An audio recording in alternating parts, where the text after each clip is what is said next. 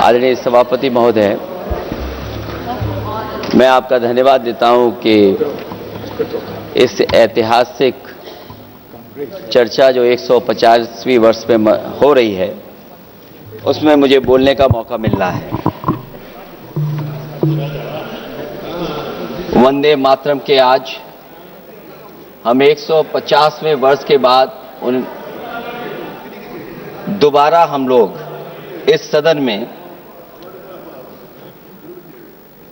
याद कर रहे हैं और हमें गर्व है इस बात का कि हम लोग इस समय पर बंकिम चंद्र चट्टोपाध्याय जी को भी याद करें, जिन्होंने इतना शानदार और ऐसा राष्ट्र को गीत देके गए हैं जिस गीत ने लाखों लाख लोगों को जागरूक किया, उनके बीच उत्साह भरा और आजादी के उस समय पर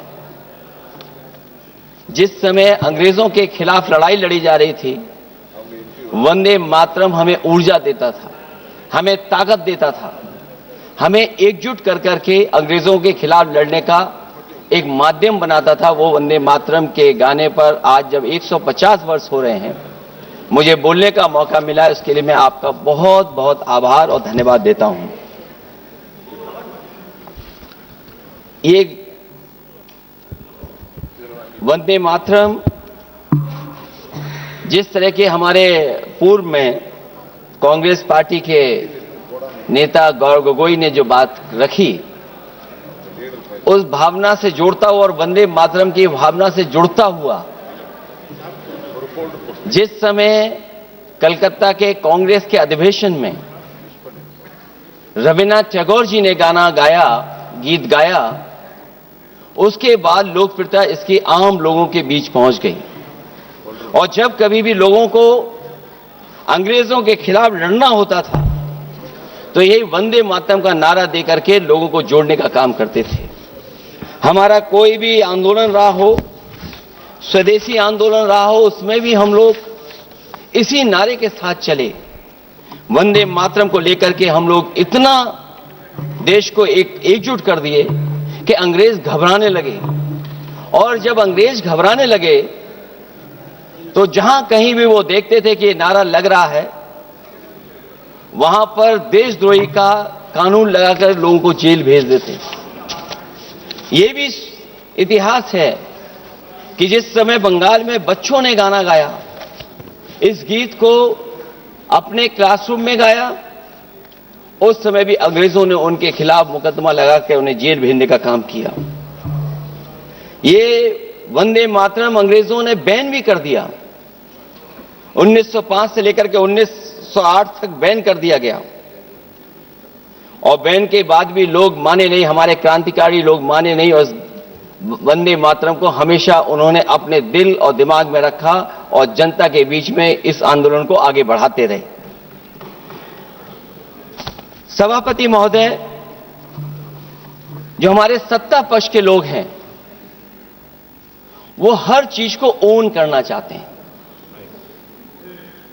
ये 150वें वर्ष में जो हम वंदे मातरम याद कर रहे हैं, बंकिम चंद्र चट्टोपाध्याय जी को हम याद कर रहे हैं कि उन्होंने इतना महान गीत हमें दिया है। सत्ता पक्ष के लोग समय समय पर हमें देखने को मिलता है कि जो महापुरुष उनके नहीं हैं या जो चीज उनकी अच्छी नहीं है, उनको वो ओन करना चाहते हैं।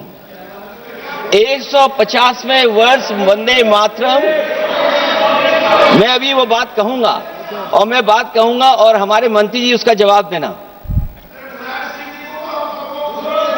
सभापति महोदय, क्योंकि ये बात ओन करने की आ रही, अपनाने की बात आ रही, तो मैं सभापति महोदय, मैं अपने सत्ता पक्ष के लोगों को याद दिलाना चाहता हूं।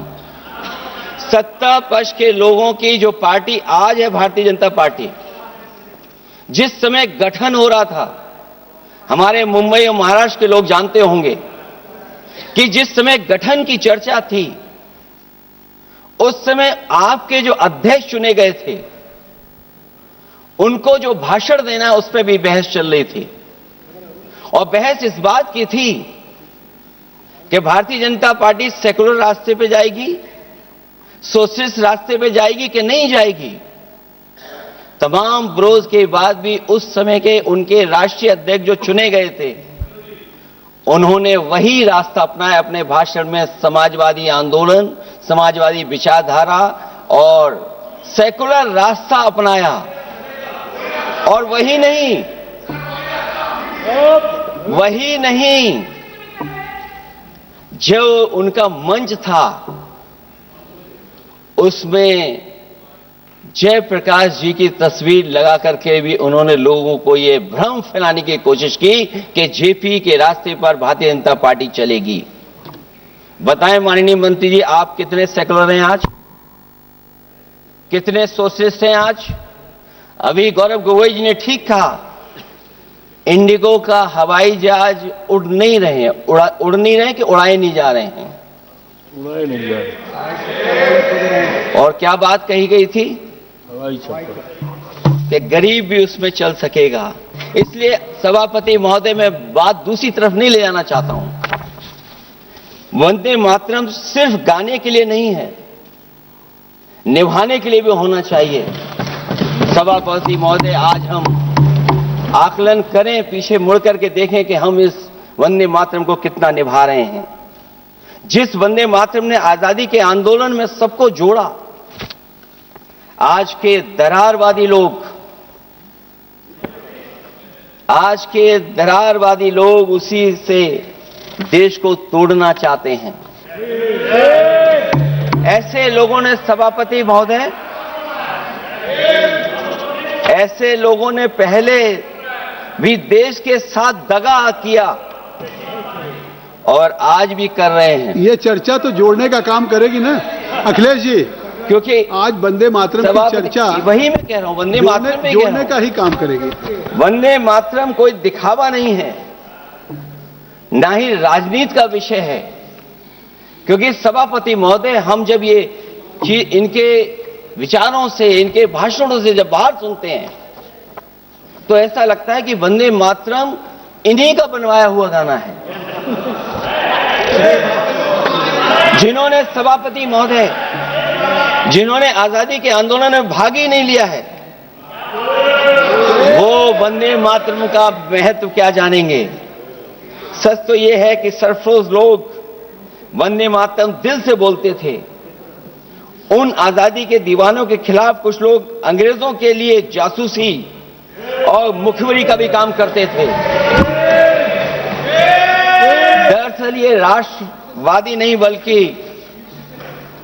राष्ट्र विवादी लोग हैं। जहां विवाद करना हो, कभी अंग्रेज विवाद कर करके, डिवाइड कर करके, डिवीजन कर करके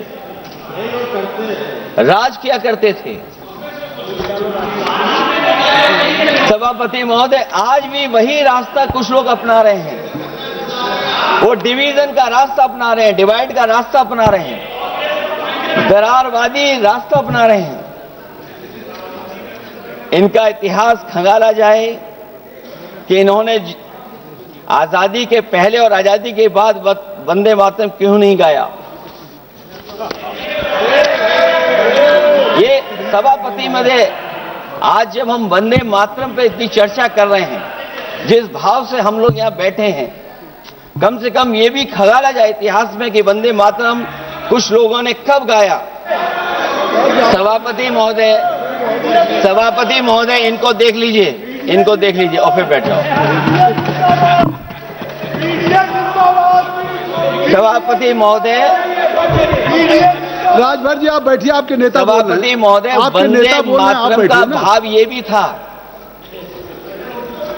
कि कम्युनल पॉलिटिक्स नहीं चलेगी। और कम से कम हमारे उत्तर प्रदेश के साथियों ने कम्युनल पॉलिटिक्स को अंत किया है वहां पर जहां से कभी इन्होंने शुरू की थी। और सभापति महोदय, वंदे मातरम एक भाव के रूप में हमारे अंदर बसा है। चाहे उसके शब्द ना याद हों, चाहे अर्थ ना मालूम हो, चाहे पूरा याद ना हो, उस सच्चे भारतीय के अंदर देश प्रेम की भावना जगाने के लिए इसके दो शब्द ही काफी हैं। जो सच में देश की एकता और अखंडता चाहते हैं, जो भाईचारे को बुनियाद मानते हैं, उनके लिए दो शब्द भी पर्याप्त हैं जो इस वंदे मातरम से हमें मिलते हैं।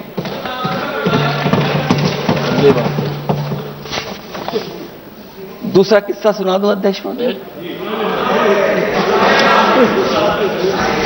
सभापति महोदय, इनका इतिहास खंगाल लीजिए, पूरा निकाल लीजिए। चुनावी सभाओं में कभी बाबा साहब भीमराव अंबेडकर जी की तस्वीर ये लोग नहीं लगाते थे। ये बात अगर सही हो तो बता दो। और ये तस्वीर कब लगाना शुरू किए? इनका एक सहयोगी साथी संगठन, जिस समय समाजवादी पार्टी और बहुजन समाज पार्टी ने मिलकर के इन्हें उत्तर प्रदेश में हरा दिया था, उसी दिन के बाद से बाबा साहब भीमराव अंबेडकर की प्रतिमा और तस्वीर लगाने लगे।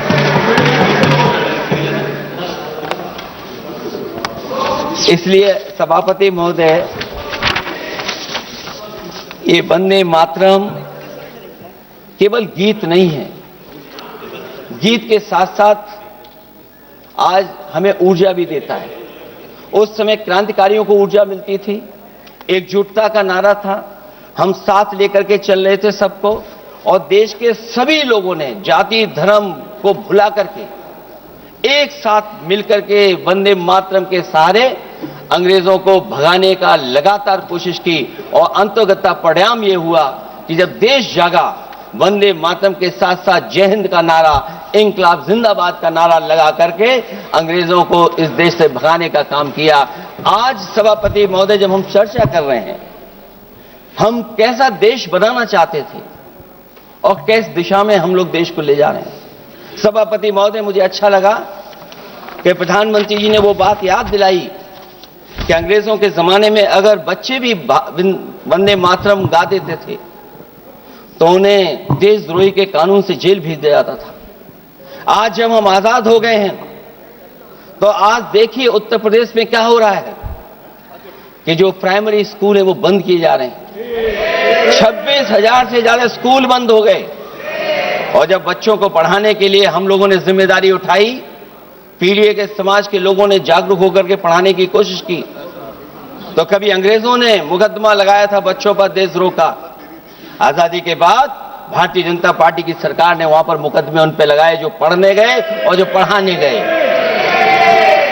तो इसलिए वंदे मातरम का भाव जो था, उसी भाव से जुड़ करके हम सब मिलकर के इस देश को और मजबूत करें। यही हमारी भावना है, यही हमारी सदस्यों की भावना है। जब हम 150वें वर्ष में याद कर रहे हैं तो वहीं हम ये याद करें कि जिस भावना से वंदे मातरम को हम लोगों ने देश के सामने गा गा करके अंग्रेजों को भगा दिया, ये देश कैसे मजबूत हो, एकजुट कैसे हो, बिना भेदभाव के, और संविधान से कैसे चलें, क्योंकि ये संविधान से ही मिला हुआ हमें गीत है। इसलिए इस गीत के माध्यम से हम किसी पर टिप्पणी और किसी पर थोपने की कोशिश न करें और न किसी पे दबाव बनाने की कोशिश करें। आपका सभापति जी का बहुत बहुत धन्यवाद।